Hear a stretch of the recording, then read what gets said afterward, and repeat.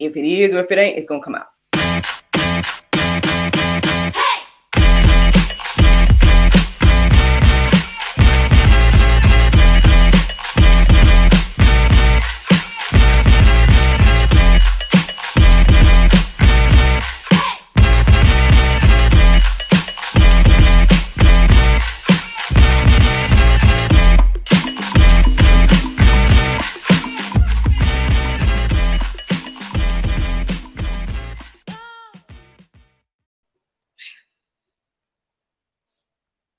Good morning.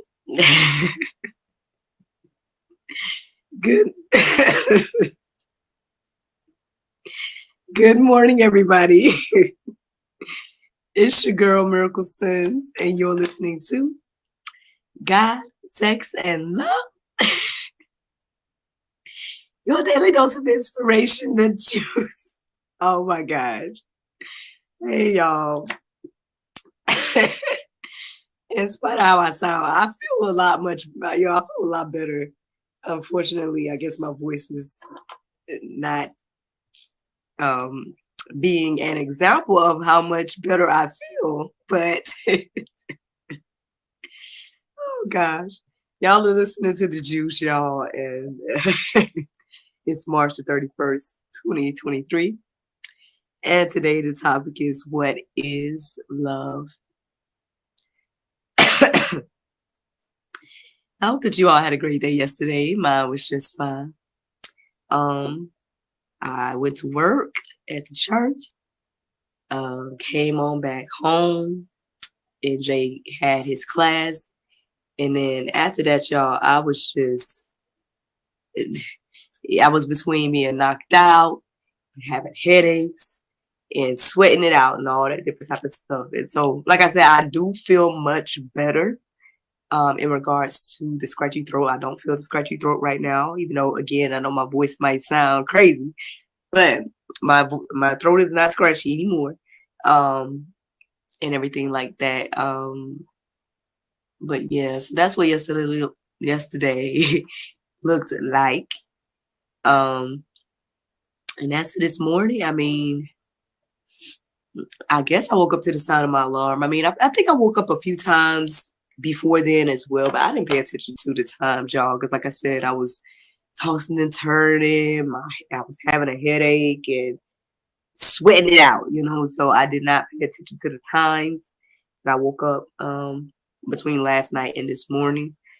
But basically, the inspiration for today's topic came from the prayer meditation that I listened to. Basically, it had me reflecting on unconditional love and this concept of God loving me, and how we may not fully accept that, right? Because we don't understand it. And that started, I guess that with that in my heart and mind, I started to ask myself, well, have I ever experienced this? And I'm like, well, I do feel like, for example, my husband, I feel like he shows me unconditional love. I feel like my son, he shows me unconditional love. He might not be pleased with me all the time. Both of them, they might not be pleased with me all the time, but they, I do believe that they love me unconditionally, right? I'm sure family, friends, all, we may have felt or, this at some point in regards to earthly, but it's a rare occurrence, right? To feel like no matter what you do, I love you, it's not the easiest thing to do as well, especially when someone offends you or they treat you wrong or whatever the case may be. Like, it may be hard to show unconditional love to everybody. But this is what Christ did for us. And ultimately, while I was reflecting on that this morning, I ultimately started just thinking about love in general.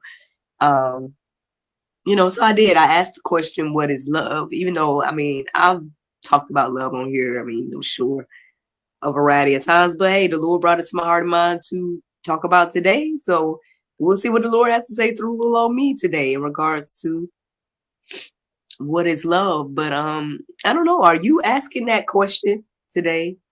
Um, you know, again, if you haven't felt unconditional love, or if you haven't given unconditional love, all of this may sound strange and foreign today, like the concept of love in general. And I'm just going to share with you guys the verses that stood out to me. Obviously, if you look up love in the Bible, I mean, there's plenty to be said about love itself. Even if you look up unconditional love, both of those topics, there's plenty to be said about those things. Um, about the topic, plenty of verses will come up in regards to love. But these are the ones that stood out to me this morning, and hopefully they will help us answer the question, what is love? All right. So 1 Corinthians 13, 4-7, it says, love is patient and kind. Love does not envy or boast. It is not arrogant or rude. It does not insist on its own way. It is not irritable or resentful. It does not rejoice at wrongdoing, but rejoices with the truth. Love bears all things, believes all things, hopes all things, endures all things. As I was reading this now, I mean, I was sitting here thinking about this concept. I know I've done it before, but basically, can you put your name in this verse today? And would that be a correct and accurate description of you? I think we all should challenge ourselves to do that. Put your name in this verse instead of the word love. Say miracle is patient, miracle is kind. Put your name there. And if that doesn't line up, friend, then maybe, again, I can understand how we may be confused, right? Or why we may not fully grasp or understand this concept of love, and definitely unconditional love.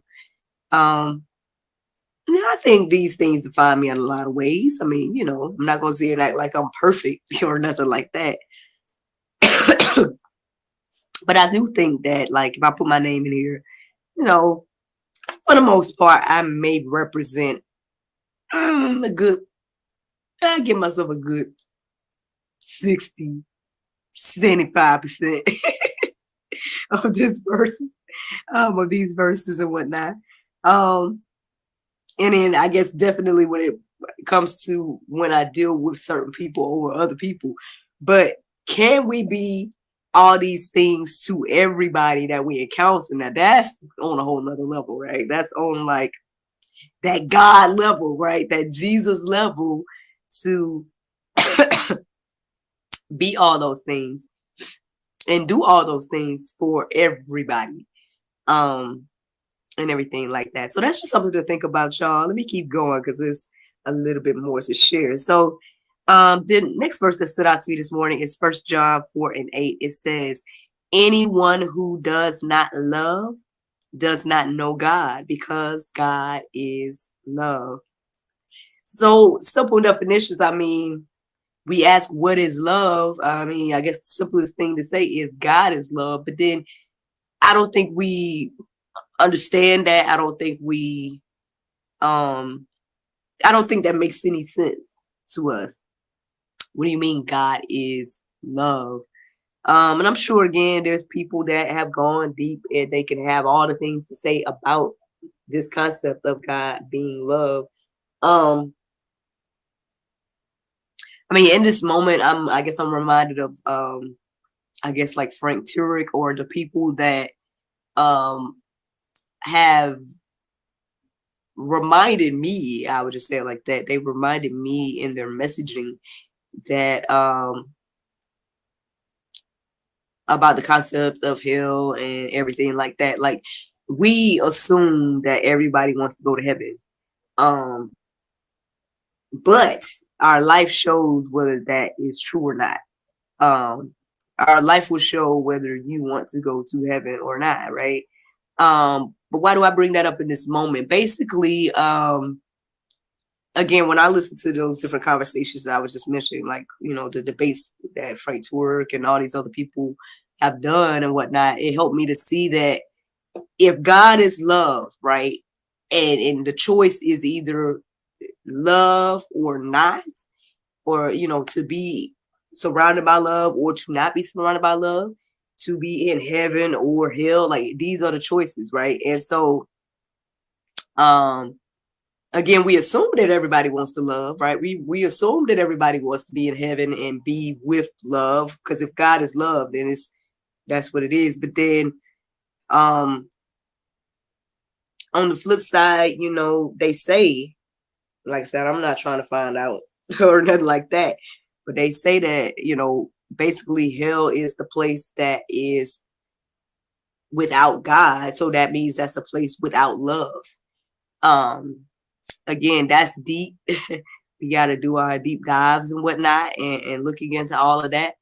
And again, I don't think anybody, I mean, well, I like I said, personally, I don't want to find out, or anything like that. I just would prefer to be in God's presence and things like that. Cause but hey, just saying, that's just on a whole other deeper level when it comes to this concept of God being love, um, and what that looks like. I think we all kind of may have, some level of, I don't know if it would be understanding of at least a glimpse of what the world or what life, right, looks like without love. Um, but I mean, because love is still readily available to us, Jesus ultimately, but then we also, again, most of us, I feel like, show some level of love to one another and whatnot. So in this day and time, I don't know, like if there's, I mean, we might feel like there's a place now where love, uh,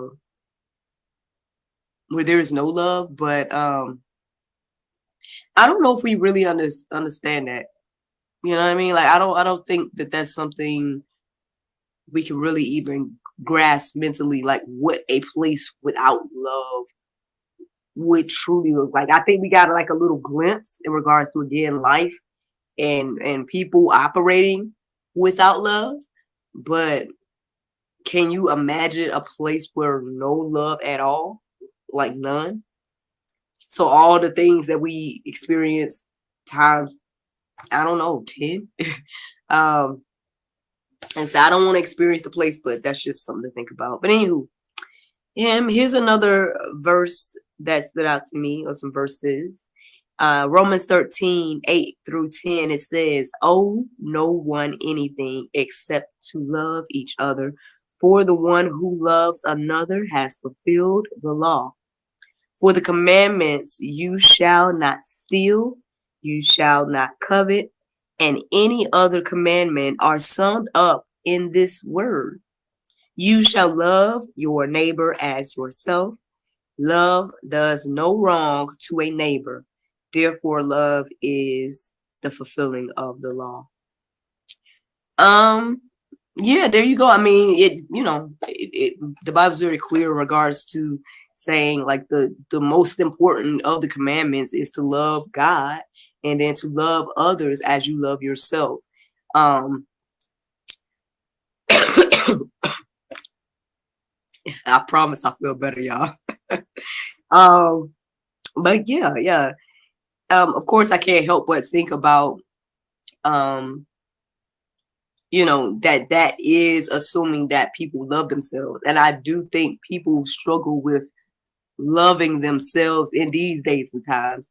Or on the flip side, they love themselves above God and others, and things like that. And that's a whole nother conversation all by itself. But again, I feel like the verses that I just read here reiterates that concept of, if you love, right? If you love God, if you love others, then you will be fulfilling the rest of the commandments or laws, out of love, right? I don't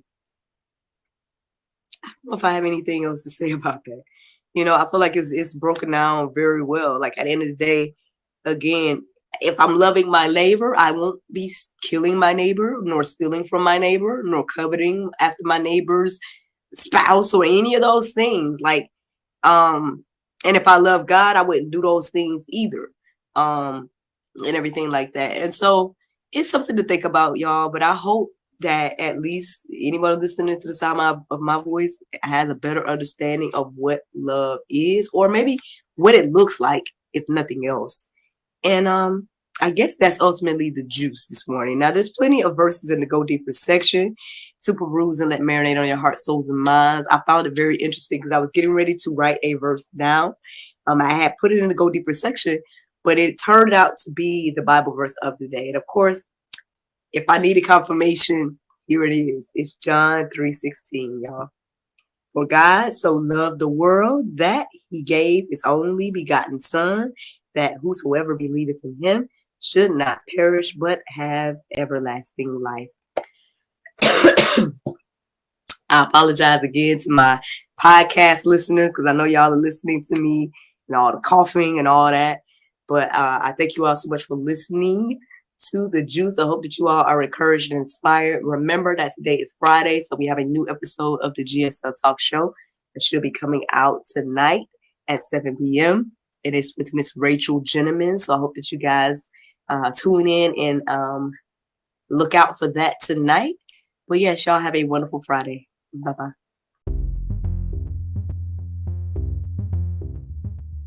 Hello, charmers. Visit ttcboutique.com for the latest in fashion and accessories. Twice the charm, the source of women clothing.